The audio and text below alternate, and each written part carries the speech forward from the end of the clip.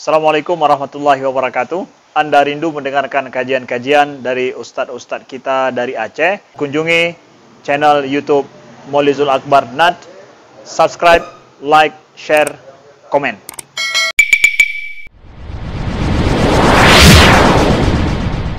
Assalamualaikum warahmatullahi wabarakatuh.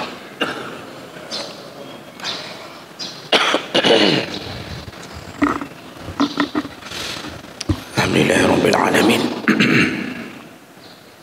Wassalatu wassalamu ala nabiyyina wa sayyidina al-Mustafa Muhammadin wa ala alihi wa ashabihi ajma'in. Amma ba'd. Rabbi shrah li sadri wa yassir li amri wa hlul 'uqdatam min lisani yafqahu qawli. Segala puji bagi Allah, kemudian salawat dan salam kepada Rasulullah, pada keluarga dan seluruh sahabat-sahabatnya. Bapak Ibu jamaah salat subuh ya Allah muliakan insyaallah. Di pertemuan yang lalu kita sudah membahas tentang anjuran untuk melakukan salat sunnah rawatib qabla ad-duhur dan ba'da ad-duhur. Boleh 4 rakaat sebelum duhur dan ditambah dengan 4 rakaat sesudah duhur. Barang siapa yang melakukannya, maka Allah Subhanahu wa taala menjamin Allah haramkan tubuhnya disentuh oleh api neraka. Barang siapa yang istiqamah melakukan 4 rakaat sebelum duhur dan 4 rakaat sesudah duhur, syaratnya istiqamah, menjadi amalan sampai mati, maka haramahullah ala nar. Allah haramkan tubuhnya atau dirinya disentuh oleh api neraka. Ini janji Allah melalui Nabi dalam hadis riwayat Abu Dawud, Tirmizi, Nasa'i, Ahmad, Ibnu Khuzaimah dengan derajat hasan sahih. Baik, kita lanjut. Berikutnya juga kita sudah membahas sedikit tentang salat qabliyah asar. Salat qabliyah asar ini tidak termasuk yang muakkad. Boleh dilakukan, boleh ditinggalkan. Namun walaupun begitu, hadis tentang qabliyah asar itu ada dan boleh diamalkan. Dari Ibnu Umar radhiyallahu anhu anin Nabi sallallahu alaihi wasallam qala, Rasulullah berkata, rahimallahu imra'an, Allah sayang kepada seorang hamba, shalla qabla al-asri arba'an, itu mereka yang mendirikan 4 rakaat sebelum asar.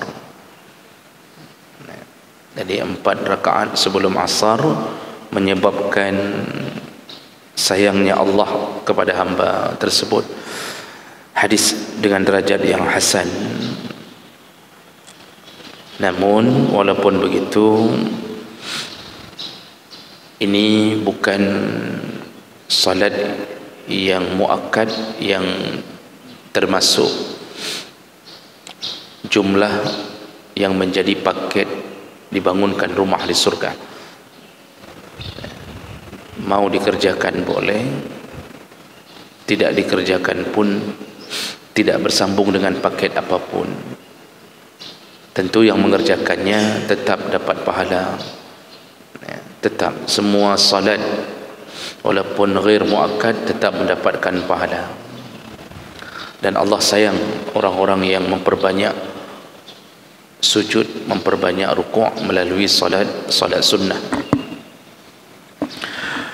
Kita lanjutkan berikutnya, at-targhib fi salah qabla al-maghrib wa ba'da al-maghrib. Tentang salat sunnah rawatib qabliyah maghrib dan ba'diyah, ada sedikit khilaf di antara para ulama ketika membicarakan tentang qabliyah maghrib, tapi tidak ada khilaf tentang ba'diyahnya, karena ba'diyah maghrib termasuk muakkad, itu tidak ada khilaf. Namun ketika bicara tentang qabliyah maghrib, ada catatan yang telah kami kumpulkan, ada khilafiyah di antara para ulama, ya, ada 3 pandangan tentang adanya atau tidaknya qabliyah maghrib. Yang pertama yaitu kelompok yang menyatakan tentang dianjurkan atau disunnahkan melakukan qabliyah maghrib, dan ini adalah pandangan dari sebahagian ulama-ulama Syafi'iyah dan termasuk Ibnu Hazm Al-Zahiri, dan ini berdasarkan dalil, yaitu hadis dari Abdullah bin Mughaffal Al-Muzani radhiyallahu anhu, anna Nabi sallallahu alaihi wasallam qala sallu qabla salatil maghrib. Kata Rasulullah, salatlah engkau sebelum maghrib atau sebelum salat wajib maghrib. Qala fi salisah, Rasulullah mengulang 3 kali, salatlah engkau qabliyah maghrib, salatlah engkau qabliyah maghrib. Qala fi salisah, jadi beliau ulang 2 kali, mohon maaf. Lalu di kali ketiga beliau mengatakan liman syaa, barang siapa yang menginginkannya.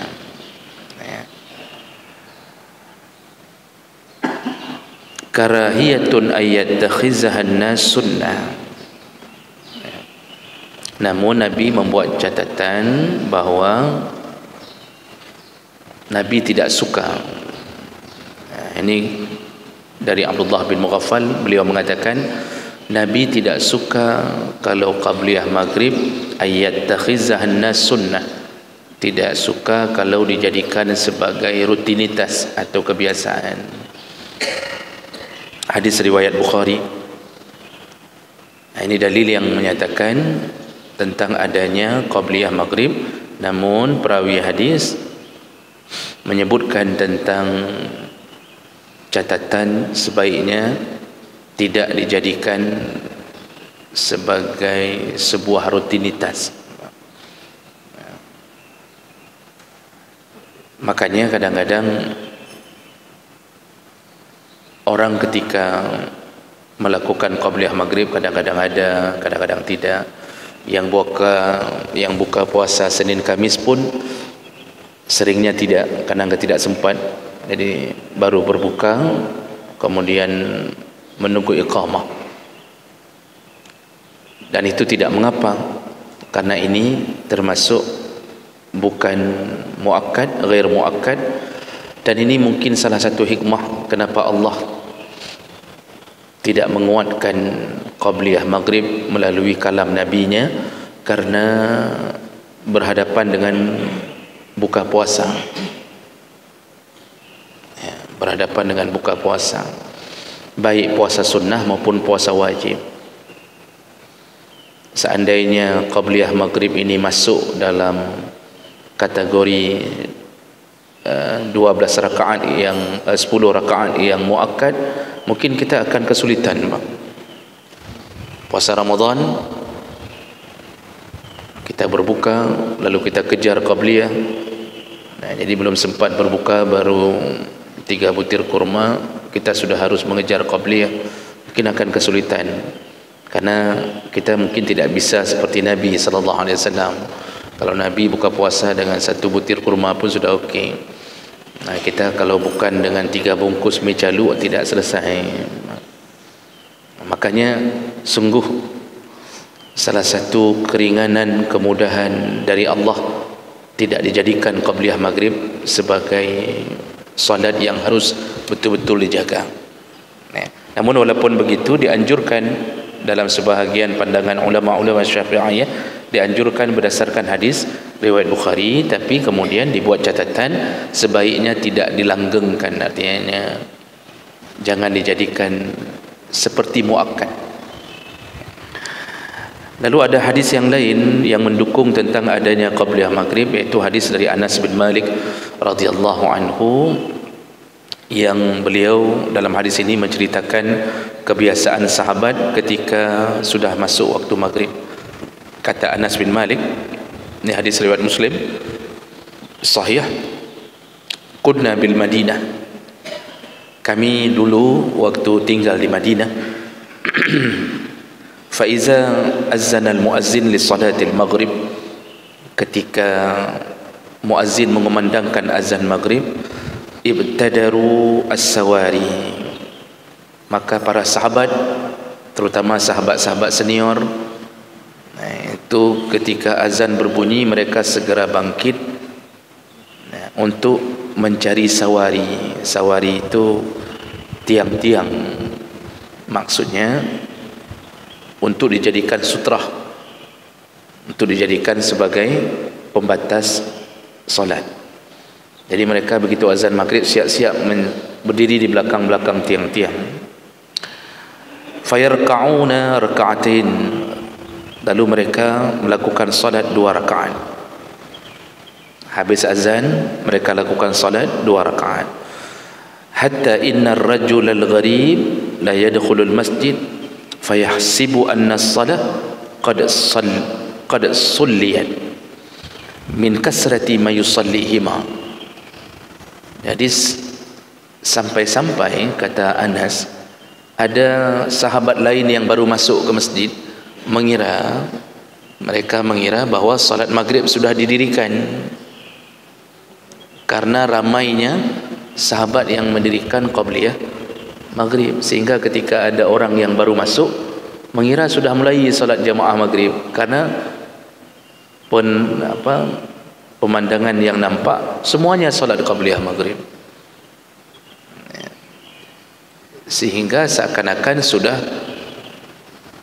qamat, seakan-akan sudah terjadi salat maghrib. Nah, ini dalam hadis riwayat Muslim ini Anas menceritakan tentang adanya amalan sahabat yang mendirikan salat qabliyah maghrib. Jadi hadis ini juga menjadi salah satu sandaran utama dalam pandangan kelompok yang menyatakan adanya qabliyah maghrib, bahawa qabliyah maghrib itu silahkan melakukannya. Di masa dalam salah seorang keterangan tabi'in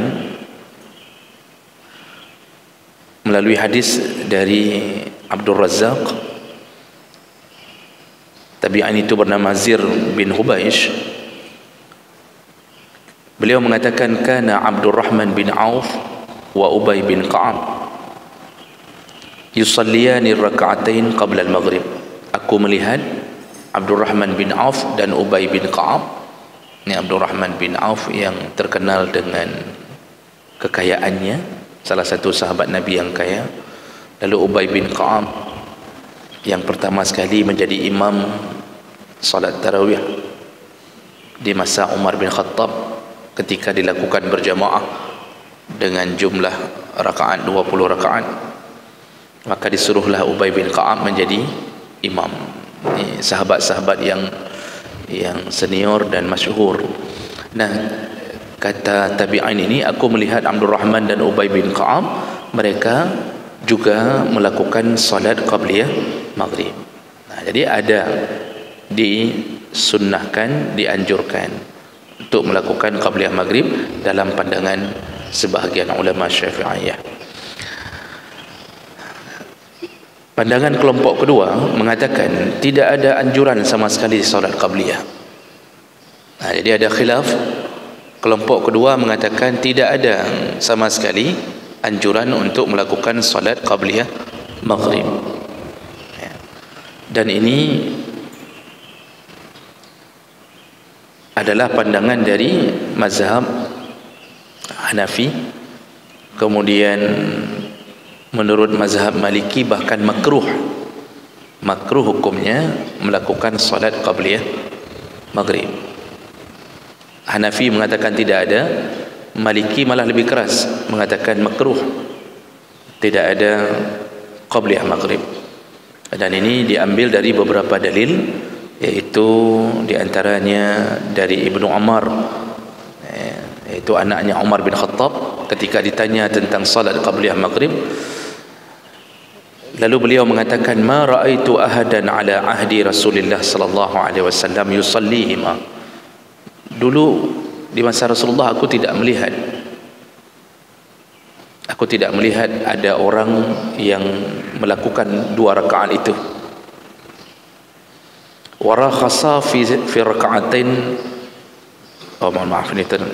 Jadi Ibnu Umar mengatakan bahwa di masa hidup beliau, di masa Nabi, dia tidak melihat adanya orang yang mengerjakan 2 rakaat qabliyah maghrib. Dan tentu ini kalau kita fikir-fikir, ini hadis riwayat Abu Daud, ini terjadi perbedaan dengan hadis yang pertama dari kelompok pertama, yang Nabi SAW mengatakan sallu qabla salatil maghrib. Alah, hadis itu riwayat Bukhari. Kan, jadi inilah yang menyebabkan salah satu terjadi perbedaan pandangan, karena berbeda-beda mendapatkan hadis dan berbeda-beda melihat makna hadis. Namun kalau di dalam pelajaran qawaid fiqh dan usul fiqh, kalau diadu antara kalam, yaitu suruhan langsung dari mulut Nabi, dengan apa yang dilakukan oleh Nabi sendiri atau sahabat mengatakan aku melihat begini-begini, maka lebih kuat, lebih diutamakan kalam, lebih diutamakan apa yang dikeluarkan dari mulut Nabi. Karena bisa jadi Ibnu Umar, pemandangan yang dia gambarkan adalah penglihatan beliau di satu masa, sedangkan tadi bahasa Nabi salatlah qabliyah maghrib itu berlaku sepanjang masa. Penglihatan sahabat bisa berbeda-beda. Makanya kan kita kadang-kadang dapat dalam satu kasus sahabat ini mengatakan begini di masa contoh dalam qunut subuh misal, itu kan ada 2 pandangan. Itu juga semua berdasarkan dalil, tapi yang suruh qunut Syafi'i dan Maliki yang menyunnahkan qunut subuh mengatakan hadis Nabi yang menyebutkan tentang ada keterangan dari sahabat, yaitu aku melihat Rasulullah tidak pernah meninggalkan qunut subuh sampai meninggal dunia.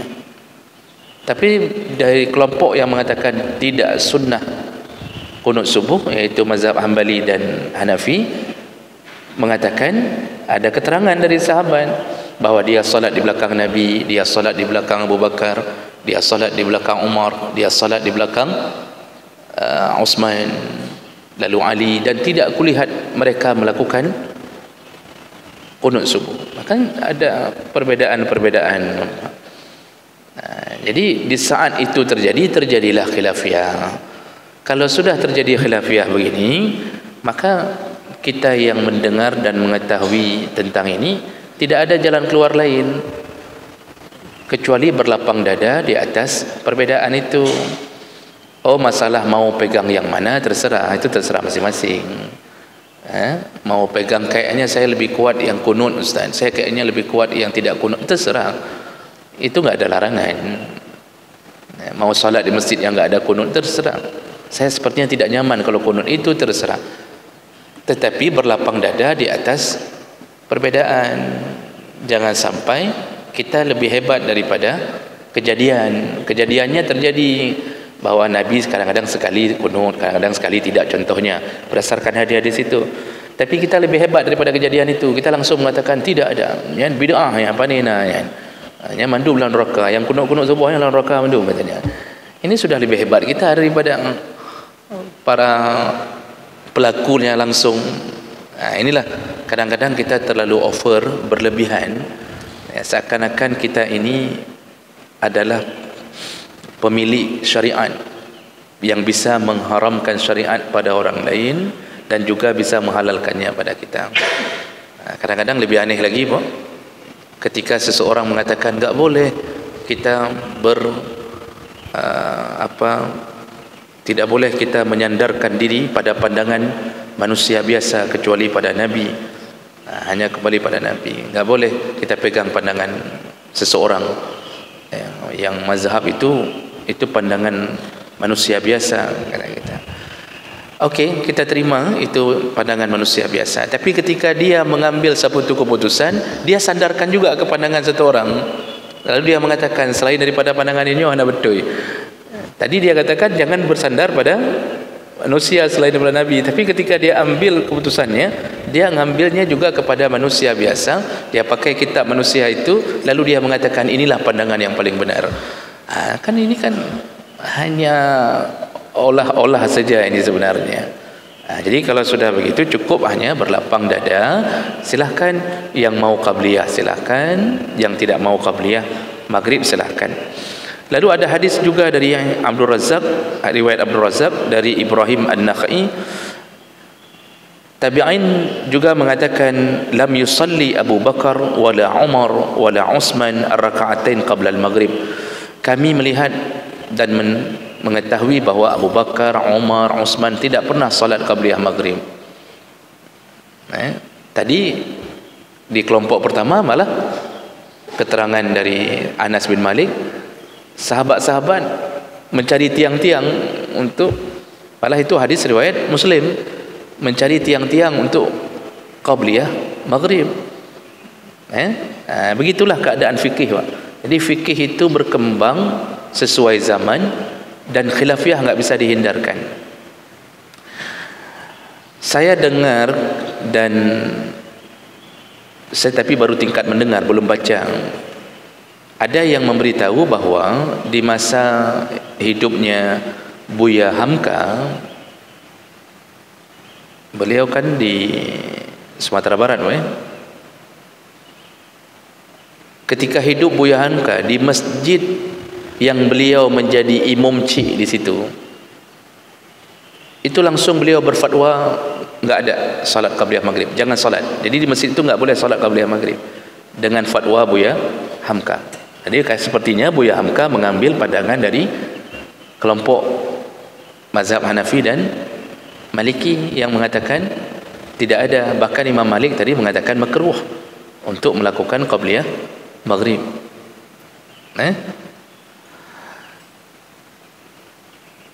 Pandangan yang terakhir, kelompok yang terakhir adalah salat qabliyah maghrib hukumnya mubah dan tidak makruh, meskipun jangan dijadikan sebagai sunnah yang rutin.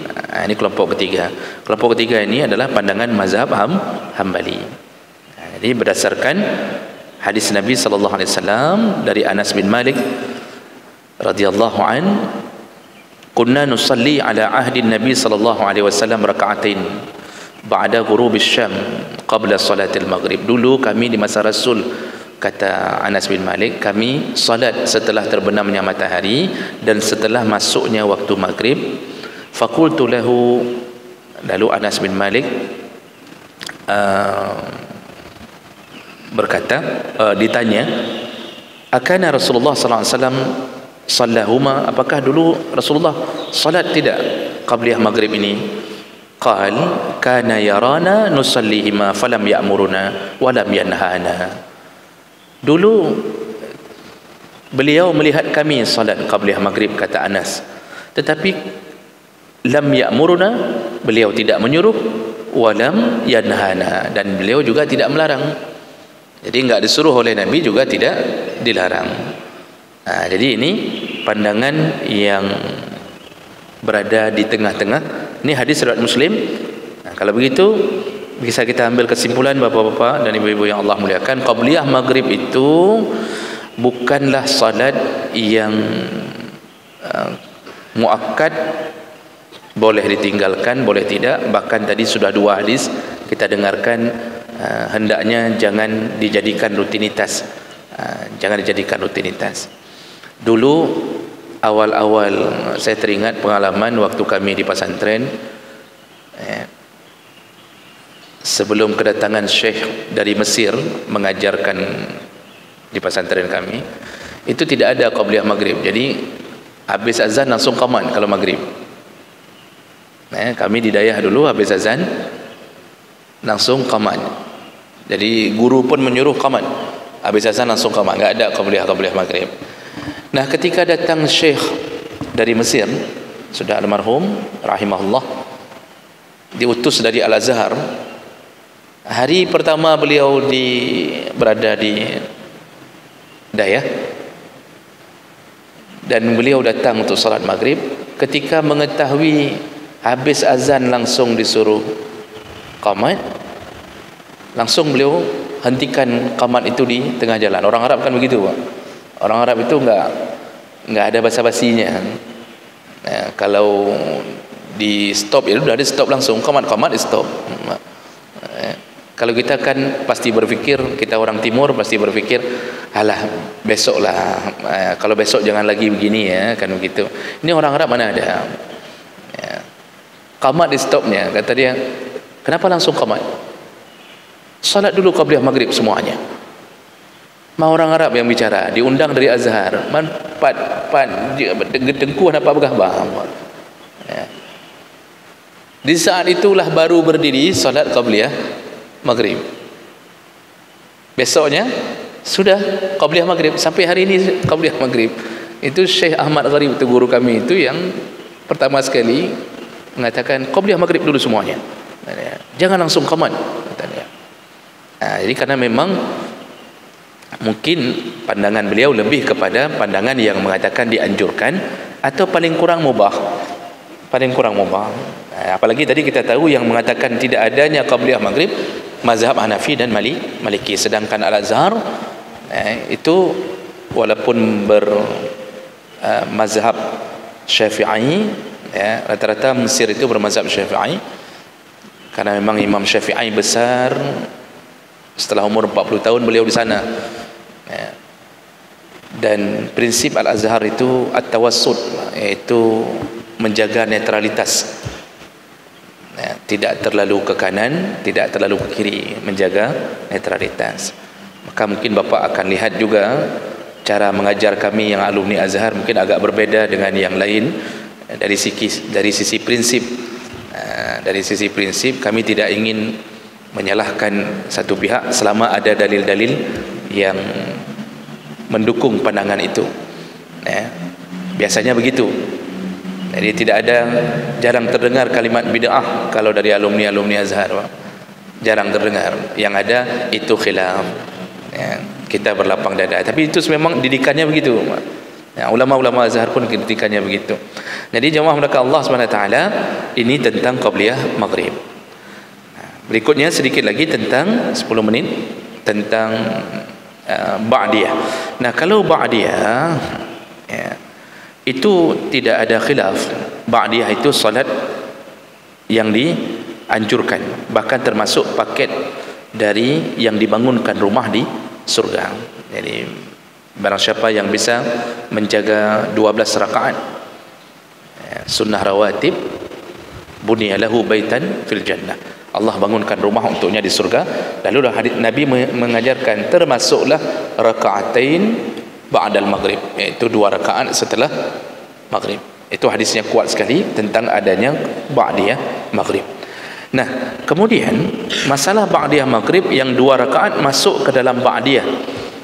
Namun ada tambahan tentang salat antara maghrib dengan isya.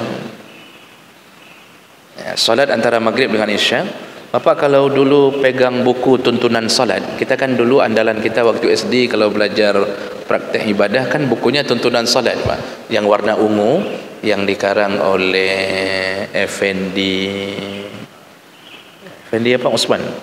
Lupa. Yang siapa Pak pengarangnya, lupa sih. Dr. Andes Effendi apa begitu kalau nggak salah. Ya. Itu salah satu salat sunnah yang dicantumkan di situ adalah salat sunnah awabin. Yang dimaksud di situ adalah salat sunnah 6 rakaat setelah maghrib sebelum isya. Nah, ini salat awabin itu berbeda dengan salat ba'diyah. Jadi yang ba'diyah 2 rakaat cuma. Itu sudah paket tu. Nah, sedangkan salat awabin itu termasuk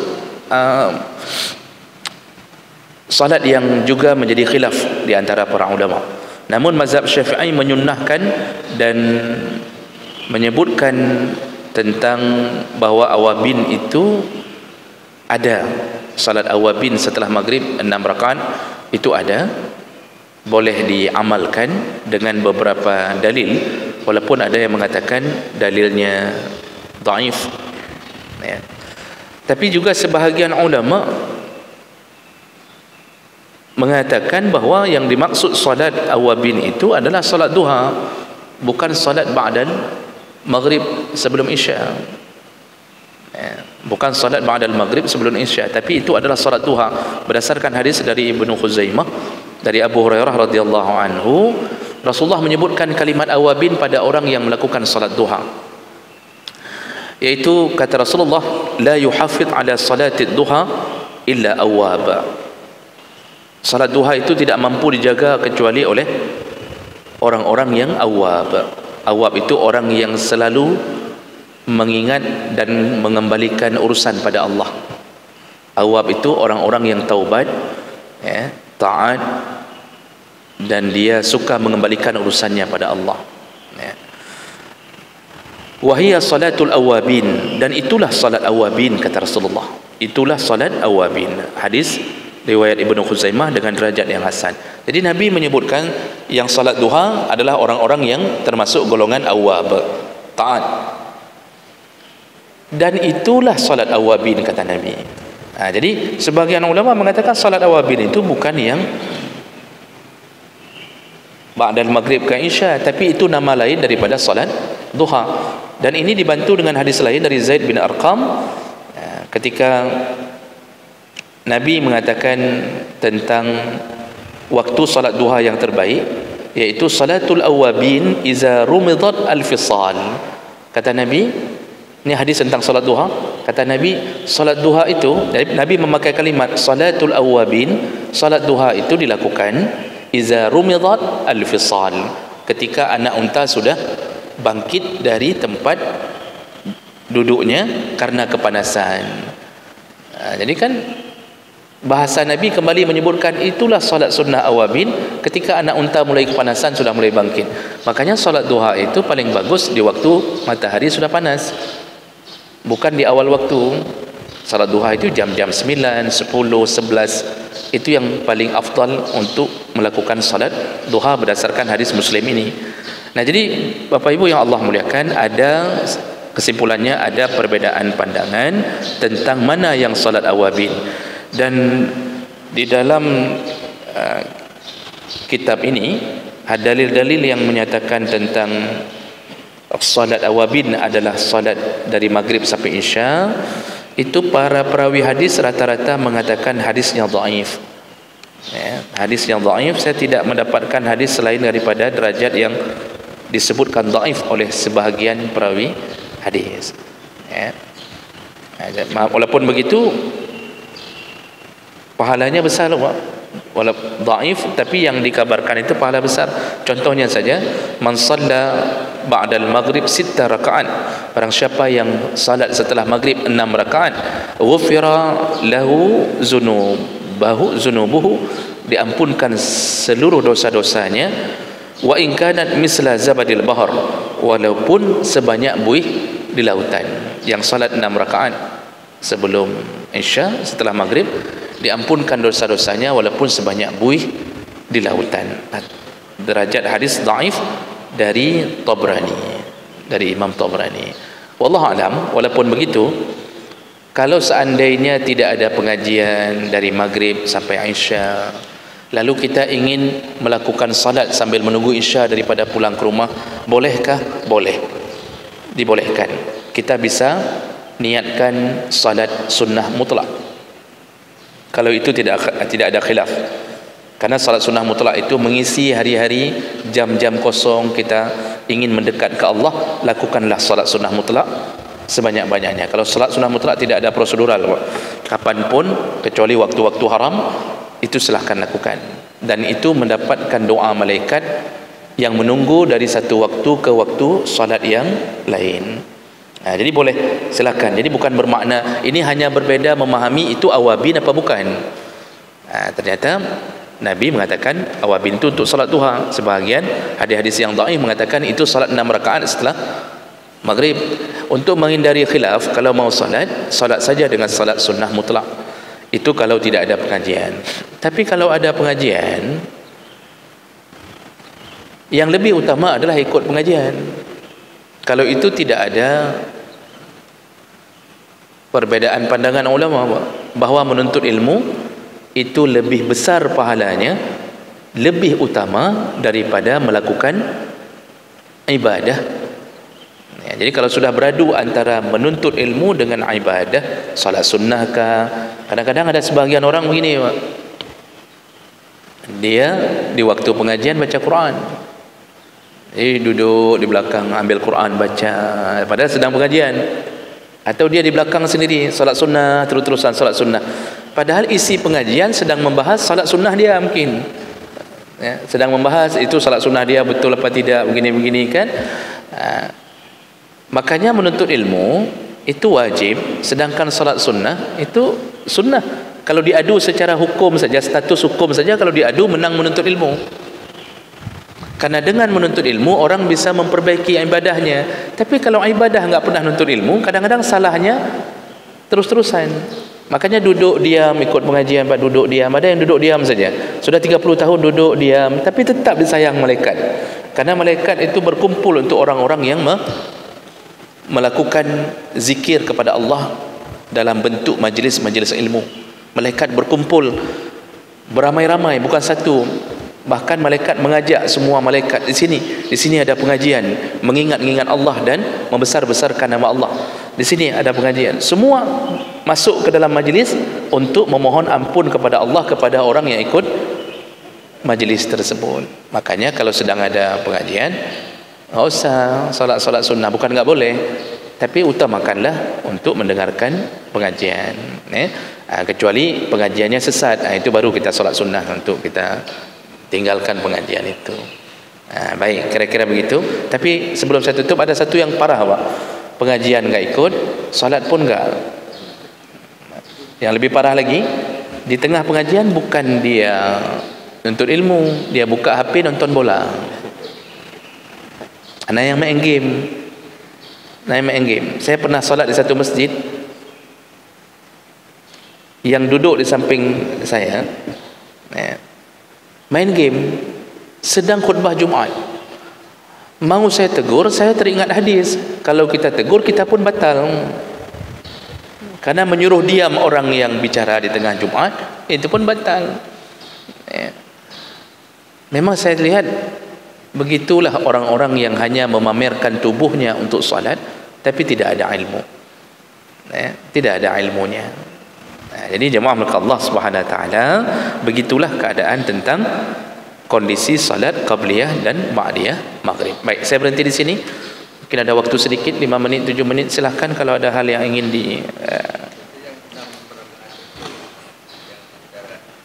mengesyar. Ya, kalau yang ingin melakukan 6 rakaat antara maghrib sampai Isya, yang diutamakan tetap dua-dua.